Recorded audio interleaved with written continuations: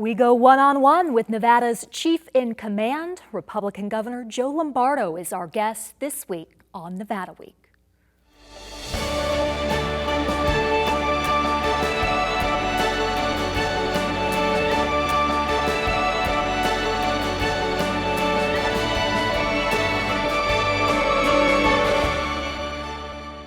Support for Nevada Week is provided by Senator William H. Hernstedt.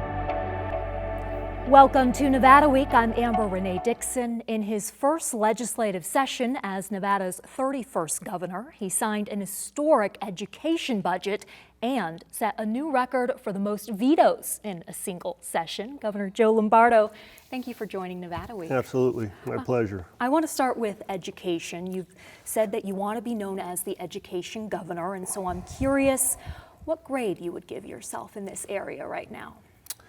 I would say a B. You know, obviously you would think I would say an A, but I'm not there yet.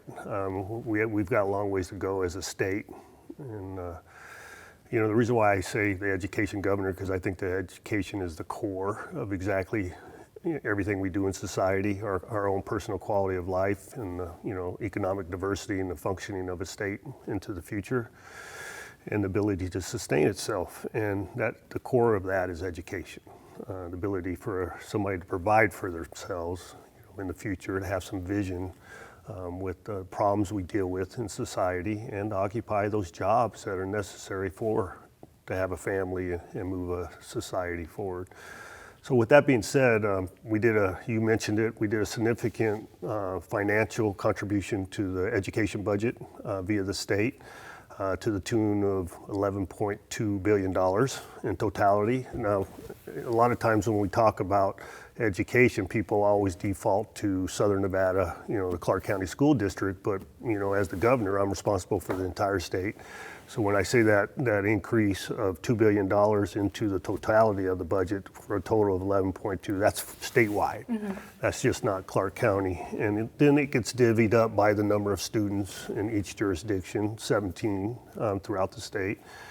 And the measurement tool on that is the per pupil funding formula. So when they average that out across the United States, they say you need this amount of money per pupil to provide the resources necessary for a good education. We were lagging in that particular item here in Nevada. So that $2 billion increase encompasses wraparound services, you know, support, counseling, and directly related to the pupil, an increase of $2,500 per pupil per year. So the state operates off a 2-year budget. A 25% increase. Yes, exactly. And you also recently announced a method by which to measure how this money is being used and how well it's being used, if it's resulting in better scores in literacy rates and in math proficiency. What you have yet to do, though, is determine the consequences if a school district does not meet the expectations you've established. You know, what do you have in mind in that area? You can't eat an elephant all at once, right? Small bites at a time. And part of that is part of the legislative process. So, you know, there's several legs of a stool in the education piece, one being curriculum, one is financing, and the other is accountability, right? And people always say, well, you're throwing more money at a bad program. Money isn't going to solve it. They're exactly right when they present it that way. And the curriculum is a very vital part of it. And then also the teachers and how they perform and the number of teachers available per student, classroom sizes, right? And then the accountability on the back end. If people don't perform, they either got to be replaced or you got to change the program. And unfortunately, that's not codified in state law. And so we got a lot accomplished in the first session. Now we go into the next session to codify that. What is the result of your failure to perform? And you know, and it's easy one measurement in there, or one discipline or preventive measure is I'll withhold your funding, right?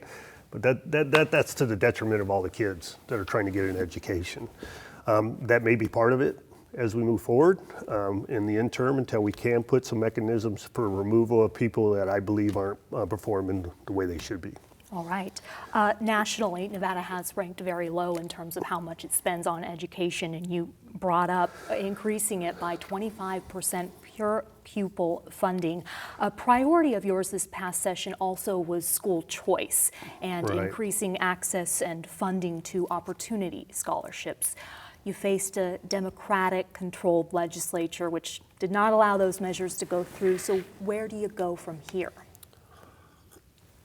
Great question. You can see I How's took the coffee? I took a little time in there to formulate my answer to that. So you mentioned opportunity scholarships. A lot of people don't understand what that means, right? That's just a different form of school choice. So in previous sessions, I believe under Sandoval, it was brought forward to a voucher system. So part of school choice is the ability to take a voucher, say you live in a depressed neighborhood or a zip code and below the poverty level, and you're restricted to the school that has provided you in your area you live in, right? School choice is, my kids' learning is more conducive to this school because they provide this type of curriculum, and it's more conducive to a safer environment, or the teachers that are at that school versus this school.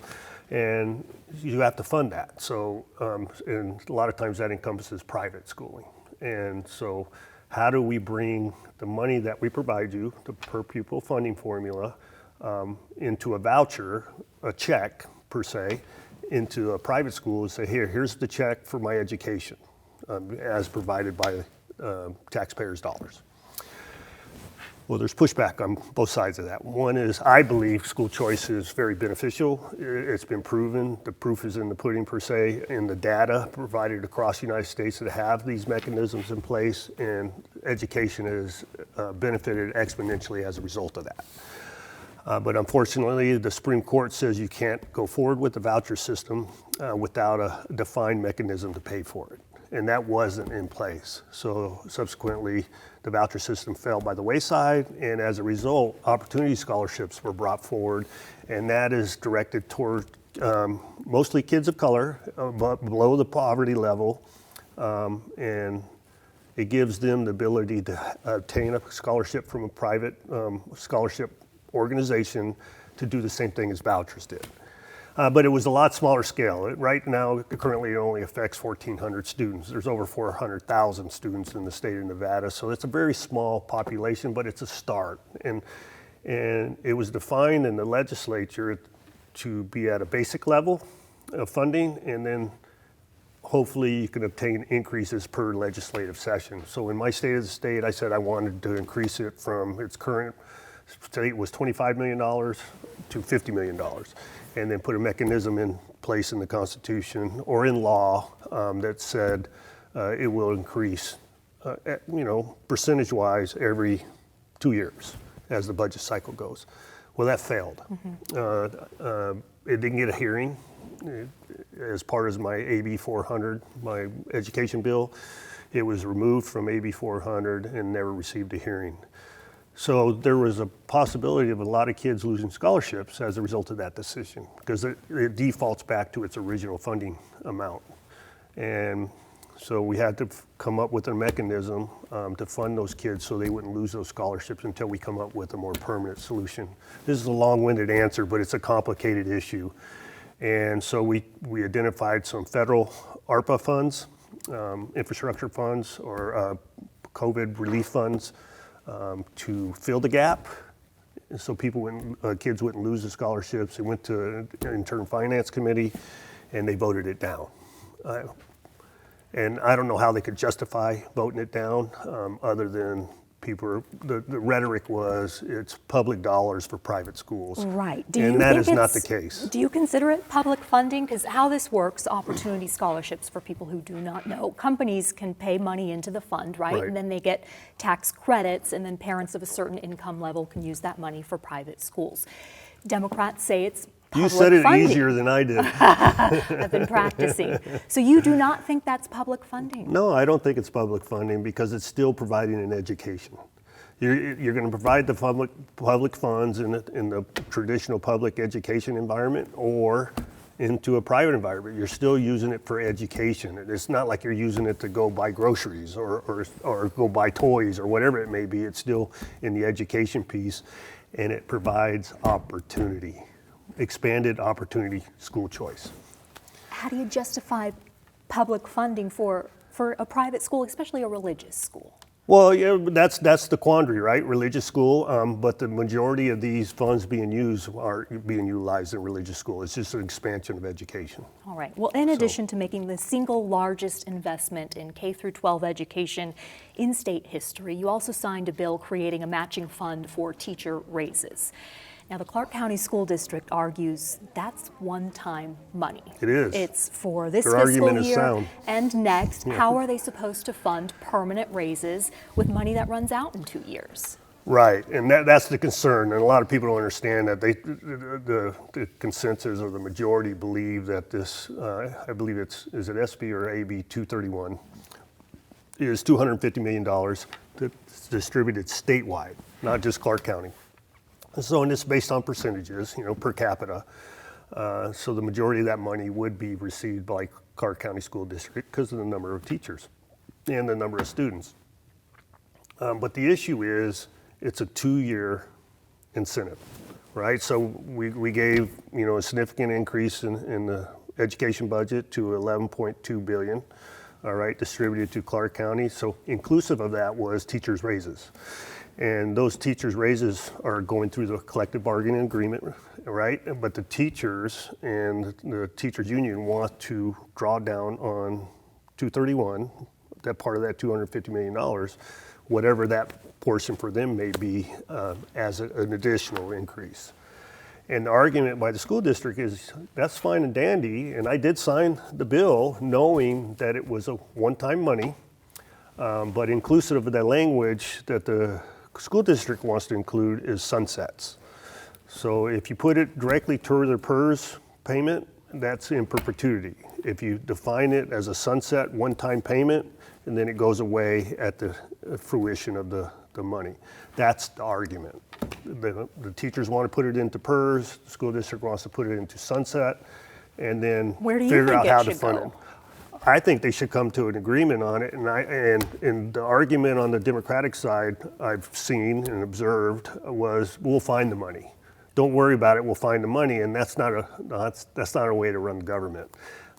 It's my responsibility to ensure that we don't have a fiscal cliff in 2 years and protect the ability to fund that. So we have a stabilization account within the school district. There's exploration on that to use that in the future if needed, or, I don't want to govern this way with your fingers crossed and hoping that the tax base will increase, the revenues will increase in order to fund that. Sounds like you're leaning toward the sunset clause. Yes. Okay. Absolutely. How involved have you been in those negotiations? Because you were asked obviously, to... it would be inappropriate for me to inject myself into actual negotiations. Now, where I am involved is conversations as to what I believe the state of the state's budget will be into the future and how we can utilize those funds moving forward, and providing clarification there and what I believe should be done.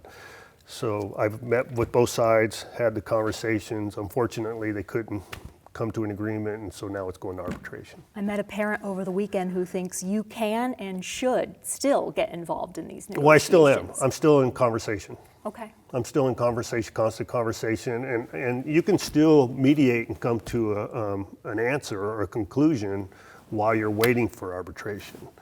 And I know they're going through arbitrators now and deciding whether they could accommodate the schedule, and that's where they're at this stage.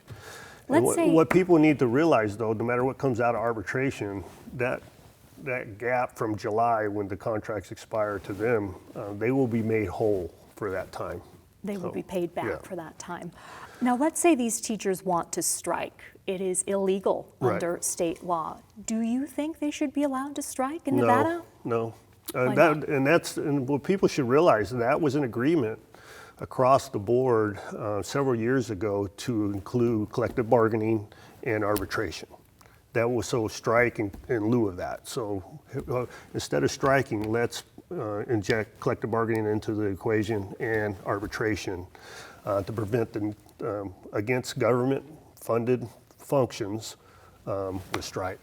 Because a lot of times when you look at government and how government runs, you can't put the entire society into an emergency situation based off your individual wages. And that was the reason behind preventing strikes. Yeah, not just teachers, it's all public It's employees everything, in the it's state. everything. Speaking of striking, the Culinary Union is threatening to strike. They've already been involved in some acts of civil disobedience, getting arrested on the Las Vegas Strip. They're trying to reach a deal with MGM, Caesars, and Wynn Resorts. You know the potential implications of this if, let's say, they do strike when Formula One is here in a few weeks. Have you been asked to get involved in those negotiations? No, not at all. No, not at all. Do you want to? The only thing I've been engaged in that is just trying to get a good clarification on what exactly is occurring, what are the issues associated with the discussions, and whether I can provide some advice. How concerned are you? I'm concerned. You described it, Amber. Here we are with the F1 first time. We want that to be successful. We don't want it to be an embarrassment. And let's be honest, the Culinary Union provides a significant amount of service in the casino industry and with their members. And then you have Super Bowl around the corner, right? So you may not remember, as young as you are, but I remember, when Culinary striked several years ago, and it basically was, we went into multiple years of the strike. I believe the Frontier may have been 6 years. And it is a big drain on the resources of public safety. It's a big drain on the resources of the casinos themselves, and it's a big drain on the tourist industry. And the visual that we want to provide as part of our economic engine. And that's another one where the fingers are crossed, and hopefully they can figure it out. I'd like to move to healthcare now. The public option, which would be a state-run health insurance program that was signed into law by your predecessor, former Governor Steve Sisolak. It's set to launch in 2026. Now, at your State of the State, you called the public option political theater, yet earlier this month you said you're going to go forward with implementing it. Why the change? Because it was signed into law. All right, You don't have a choice. Unless the legislature themselves would repeal the law, I can't do it. I have no choice. And I'm glad you asked that question, because that clarification needs to be public, because it was signed into law. So now what I have ability of is what it looks like, the details of the public option. So part of the process is you have to submit a waiver to the federal government, and the waiver is nothing more than an application of what you intend to do with the concept. For the money that is provided as part of the concept. And so I changed the parameters that were in the original law to how we are going to submit for the waiver. And it's just a different reimbursement model. My concern is for the providers, the doctors, and their hand being forced to participate in that in order to receive Medicaid dollars. And right now our reimbursement on Medicaid is probably the lowest close to the lowest in the nation, and we are in dire need of providers, doctors, and I believe in its original form it would force doctors to leave our environment, our communities, and that's not good for anybody. And and it's portrayed as a $500 million incentive to the customers or people that in need of insurance, but they're voiding the rest of the conversation. And that is the concern for doctors and staying within Nevada and providing a service to the patients here in the state of Nevada. And I think it's detrimental in its original form. So the new form is a reinsurance model, so we can help as far as the premiums or that are provided to the physicians upon service. Also helping protect the insurance companies. Right. Because as I understand it, reinsurance is like insurance for insurance companies. Yes, Okay. you're exactly right. See, once again, you explain it better. Speaking of political theater, some may have described the special session. Were we speaking of political theater? I brought it up. The special session that was called to approve $380 million in public funding for the construction of a baseball stadium for the Oakland Athletics. Why did you support giving that money to the owner of an underperforming baseball team who is already a billionaire? Well, I don't think the performance of the baseball team is a matter of the discussion, okay? I mean, look at the Raiders. The Raiders weren't performing that well when we invited them into our community, right? And this is a different funding model than per se the Raiders did. That was based off room tax. This is based off bonding. And if you look at, and I consider that an incentive because the individual who owns the A's is putting $1 billion plus of their own money. So, you hear that you're giving charity to a billionaire. They could fund it on their own. Yeah, but maybe they can fund it on their own, but not in totality because of other business investments or obligations or ability. And you have to look at their spreadsheet as compared to anything else you do in the business piece. But the incentive that is provided, taxpayer monies, the bonding provided by the county, has a long-term return on investment to 40 to 1. And that's the calculation, 40 to 1. That's what we've been averaging through the go-ahead model of incentive-based development, business development. And this is similarly situated. I believe it on return on money in the long term will be close to the ballpark of 40 to 1 in the long term. So how many years are we talking? The argument, 30 years. Okay. So the argument is, in the short term, we're providing a billionaire money, but I'm looking more in the long term. And additionally, all the development that will occur as a result of the stadium. The MGM is committed a significant amount of revenue towards that neighborhood with increased businesses, and hopefully to increase tourism in totality for the benefit of all of us. To those who The other piece I want to say on this is a lot of people don't realize in 30 years the county will own that stadium. This isn't something that the owner can say, I'm going to sell it now that I have it. The stadium as an investment model for us, that's not the case. But the owner could say, we want upgrades, we want a nicer stadium or else we're leaving. Well, yeah, I mean, that's part of the continual maintenance, all right? So the defined plans or the architectural plans is all part of the discussion upon the issuance of the bonds. All right, to those who say that money, that $380 million should go to education or affordable housing, mental health, what do you say? I say it's got a bigger reach and a more expansive reach than those particular items standing on their own. Okay. They can provide to all those items. As I mentioned in the intro, you vetoed 75 bills this past session to set a new record for most vetoes in a single session in the state. Previous record, 48 vetoes set by former Governor Jim Gibbons in 2009. When you heard that you set that record, what did you think? I was embarrassed. Really? Not for myself. I was embarrassed for the state of Nevada. And here's what I mean by that. Vetoes aren't good government, in my opinion. So, a lot of people say, hey, they've come to me and they say, oh, well, you're in the history books now as the most vetoes in a single session, and probably it's going to be in totality at the end of my tenure as the governor, right? And I think it's bad government. I think it was a test. Nothing more than a test, because I had an R next to my name. I was a Republican governor with a majority Democratic legislature. They didn't care what the legislation or the bills or the BDRs or they brought forward to my desk, no matter how deplorable they were. They just wanted to test me. And the reason why I say that, traditionally, leadership does a pretty good job of triaging those bills that don't make sense or they're not for the good of the majority versus the minority. All the nuances of developing laws. I don't believe they did what they could have done to prevent 75 bills from being vetoed.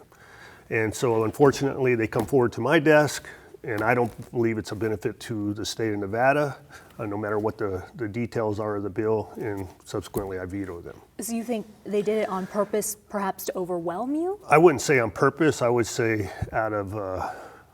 not out of spite. I would say, let's see what we can get by. Of those vetoes, which was the most difficult to veto? Probably the physician-assisted suicide bill.